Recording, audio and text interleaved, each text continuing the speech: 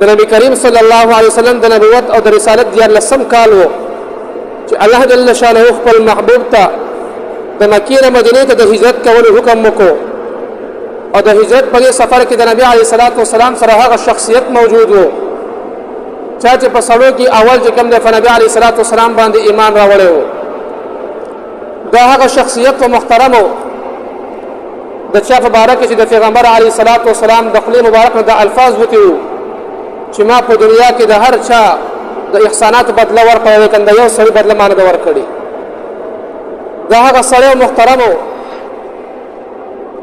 چې کله د جنت ته ځي نو د جنت هر دروازه به ته आवाज کوي چې په ما باندې جنت داخل شه او دا هغه سړی محترم وو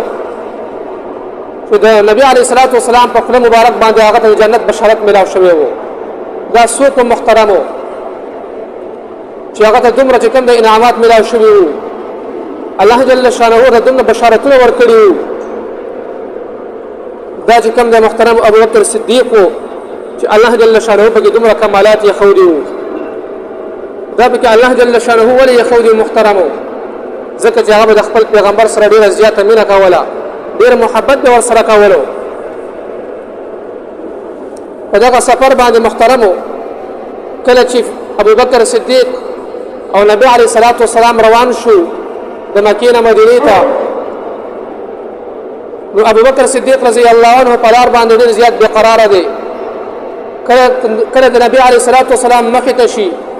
کله شاته شي کله یو طرف ته شي کله بل طرف ته شي او بے قرار دی په ټول لار باندې دا چل کوي اخر کې پیغمبر علیه الصلاۃ والسلام دا هغه تپوس کوي وی ابو بکر ډیر زیات بے قرار دی سوال کې شي هغه ورته وایي اې د الله رسوله کله چې زستانه شاته روانم نو زما ذهن ته چې کوم دی एकदम دا سوچ راشي هسې نه چې دشمنان زمونږ مخې ته ناست وي او هغوی د مخې نه ګزار وکړي نو زه چې کوم دی ځکه مخې ته شمه خیر دی که زه ولګېږم خو چې تاسو ونه لګئ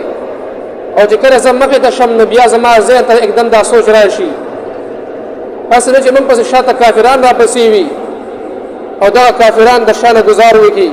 هسې نه چې تاسو ولګئ خیر دی که زه ولګم خیر دی زه زخمي شمه لیکن تاسو ونه لګئ زه چې کوم دی شاته شم دغه شان دا سوچ چې کوم دی کله ما ښي طرف ته وړي کله ګس طرف ته کله شاته کله مخې ته او بې قراره یم نو عزتمند ورو دا د ابوبکر صدیق رضی الله عنه د خپل پیغمبر سره مینه وه ډېر محبت و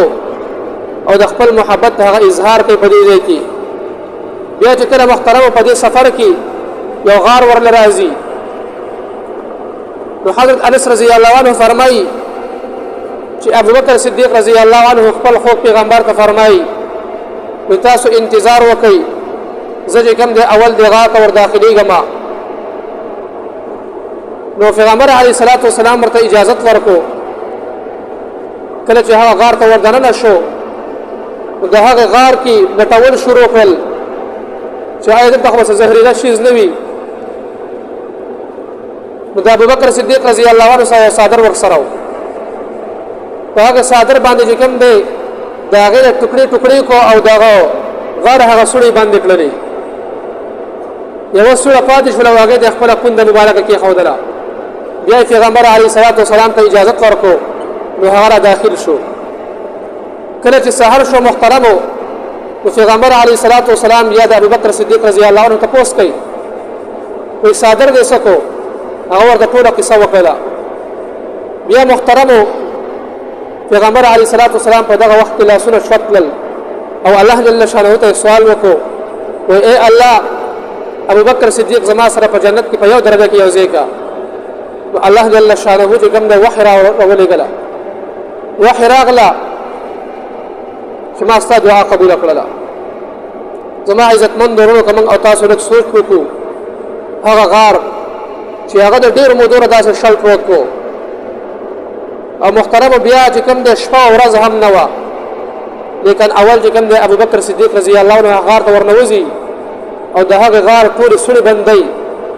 د ځان سره دا سوچ کوي که څه تکلیف نه رسي خیر دی ما ته دې ورسېږي لیکن چې پیغمبر علیه الصلاۃ والسلام ته څه تکلیف ونه رسېږي خیر دی که د ژوند شمه زما مړه کېږي زما زندگی ختمیږي ختمه دي شي